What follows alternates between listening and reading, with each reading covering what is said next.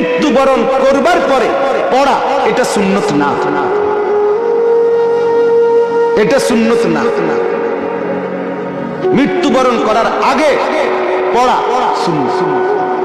এরপরে বলে তো কখনোই পড়ানো না, সেটা হলো স্বাভাবিকভাবে আমার আব্বার জন্য আমি দোয়া করব, তার জন্য কোরআনুল কারীম পড়ে পড়ে দোয়া করা, সেটা তো হলো সবসময়ের আমল আমার।